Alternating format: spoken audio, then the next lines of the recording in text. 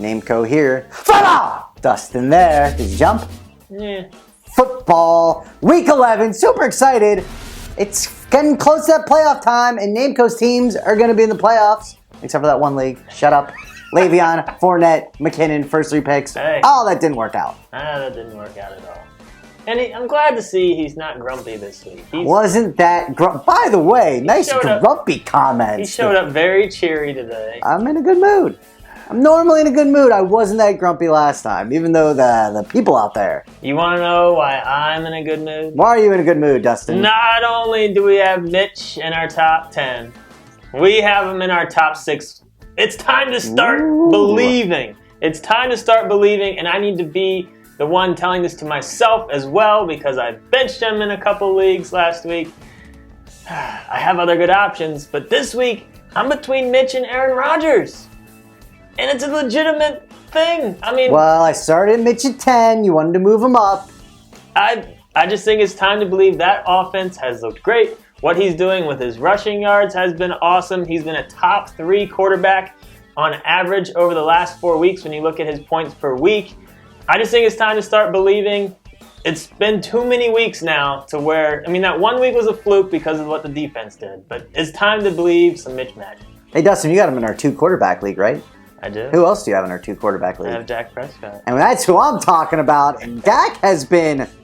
Has he been good? He's been good. He's been really good. Last 4 weeks, he's had 9 touchdowns, and 3 of them are rushing touchdowns. And that's what we've always said about Dak, right? He's not going to put up gaudy passing numbers, but his legs alone, with him finding the end zone with the rushing, getting getting some yards with his legs every game, really helps him out. He's been very solid, and this week he plays a defense that's been 28th against quarterbacks in Atlanta. I mean, it's just the stars are aligning again that Dak should have another solid game.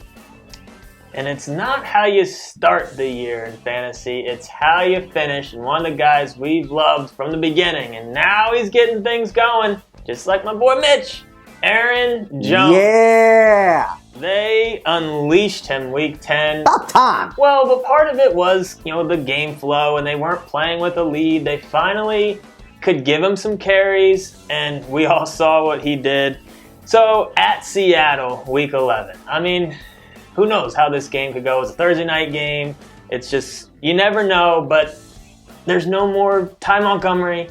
Jamal Williams, he's just getting the scraps at this point. Aaron Jones still has a lot of touchdown potential each week. That's why we got him right outside top 10. Nah, I'm definitely a Jones believer. We've always been a believer. He should have got more touches. I don't care about game flow. All right, Kerryon Johnson. Next guy I'm talking about, number 14. Not a lot of people are talking about this rookie, and he's been very solid, with the Lions, sending Golden Tate bye-bye. A lot of people are like, oh, they're really going to feature the run. It didn't really work out that great the first week, but the second week, last week, 14 carries for 51 yards, had a rushing touchdown. He had 6 targets for 6 catches for 38 yards and a receiving touchdown. I know Blunt is there to vulture, but if you have Kerryon Johnson, at this point, he is certainly very much a flex option, almost no matter who you have on your roster. Moving on to the next 20, I want to talk about Chris Carson. Looks like he's going to come back this week, and he's going to start that same game, the Green Bay game, Thursday night. But it's just how many touches is he going to get? When he was healthy, he had some very solid games, but he's been getting about 20 touches a game when he is healthy. Will he get the same amount of touches after what Penny did and with Davis factoring in? That's the question mark here. That's why we got him as, outside the top 20. So at best, he's a flex option this week. Just too many questions. Penny should be better. I don't like the Penny reports. It makes me sad. All right, I'm going to talk. What's that? Give it time. He'll be fine. He looks good, but then they're like, good. yeah, but the reports just aren't good. But maybe they're playing some. Either way, Josh Adams, that's the guy I'm talking about. I'm not talking about Penny. So Josh Adams and the Philadelphia Eagles, it's not a fluke, right? He's going to get more touches. He led the team in rushing last week. It just wasn't that many yards. But they're saying moving forward, he's going to get more and more touches. And previous to last game, he was averaging about 6 yards a carry. So he was doing well. Obviously, he's not going to do that for the full year if he's going to get 20 touches. I don't necessarily think he's going to get 20 touches. But the reason I want to talk about him here is he's available in a decent amount of leagues. if you got running back problems or they're banged up, I think this is a guy you take a look at because I do think there's a potential moving forward. He's not going to necessarily be the bell cow, but within the timeshare, he's going to be the leading man. And congrats to our FanDuel winner last week. It's going to be the Tom Hanks, if you would. The leading man. Tom Hanks, always the leading man.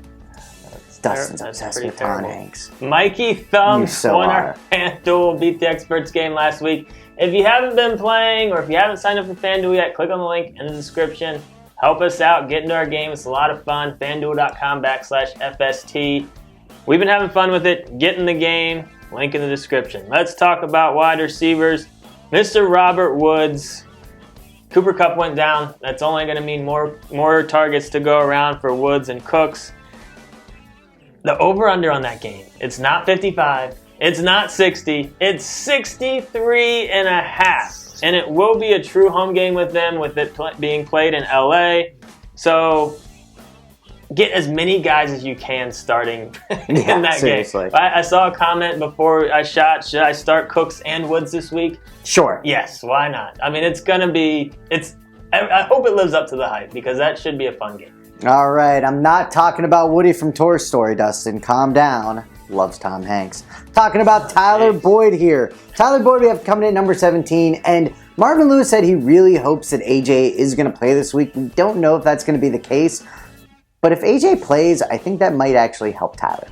It was a little tough with him getting double coverage and whatnot, and AJ really opens up things for him. So if you see AJ playing, we're not going to move him down by any means because of that. So just know that with Tyler going forward, he's the real deal. So if you got him on your team, he's a solid wide receiver too this week. At number 26, Doug Baldwin. Here's a guy that's really disappointed this year. But the latest report was very interesting. He said he woke up completely pain-free for the first time and he can't remember. So obviously that's good news with him moving forward, but Seattle has turned into a run-first team.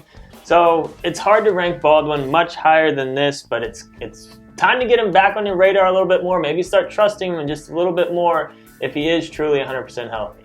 Hey, early in the year we said on the Bears you got to look out for a kid named Anthony Miller, and then people dropped him, and then some people dropped him. We're like, no, he might be all right. And so as of late, he's definitely been all right. He's had 7 targets, 6 targets. Last week he had only 5. But with that 5, he put up a $122 and a touchdown, and he looked pretty good doing it. So with the Bears offense and us believing in Mitch, you're going to have to believe in the receivers. And I know Allen's there, but Miller's going to get some looks as well. If you are in a PPR league, really like Miller as a pick up and play if need be this week. Oh, and he's on my team in the keeper league. Dude, I drafted him? I think I did for $1. You did draft him, and now he's mine. And don't forget, lineup questions. Post them in this video. We do try to get to as many as we can. Make sure to mention if it's PPR standard and answer other people's questions as well. If you see some you're confident in answering. Let's talk about tight ends. I got James Conner for $1 in that league. Yeah, you did. You got James Conner for $1? I was already out of money. Austin Hooper is the tight end I want to talk about out there with Atlanta. He's been playing very, very solid as of late. Over his last 5 games, he's averaging just under 5 catches. He had a monster game week 10. I like his upside this week. And here's the deal with him. His floor is solid. So I think he's actually available in some leagues as well. So he needs to get picked up. He's a true tight end 1, we feel, at this point on that offense. They've been getting a lot of yards, plenty to go around. You know whose floor isn't solid? That's Kyle Rudolph. And I want to talk about him because, Kittle's on a bye this week, and people have been like, oh my God, Rudolph's available. I got to pick him up. That's crazy.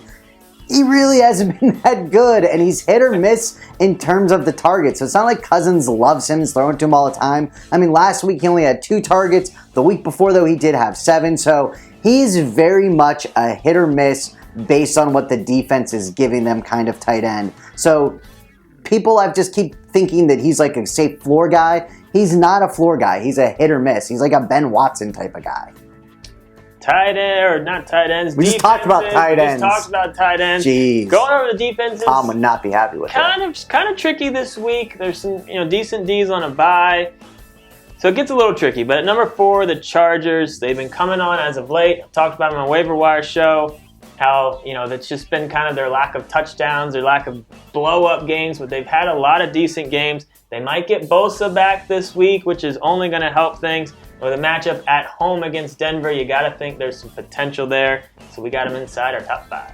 Washington Redskins in 9 games this year. They have held opponents under 20 points in, post a comment below if you know, 6 games, which is surprising. I know in these videos I personally even hate on the defense. I'm like, it's not real. After that many games, you got to kind of believe, right? So they can hold defenses, they can hold offenses to not a ton of scoring. They don't create a ton of turnovers, but like Dust said, with a lot of defenses on the bye, they are one that is available. They're playing Houston, which can sometimes, put up monster games. But again, with the byes and the way the defense has been playing, and they're at home, obviously like that, you could do worse than the Washington Redskins. So that's week 11. Post some comments. Show your paper. Hopefully you all are doing well in your leagues. Why were you hating on my Tom Hanks references for you? You love Tom Hanks. Mean? Who doesn't like Tom Hanks? You love Tom Hanks, though. Love Tom Hanks. I mean, you pretty much love him.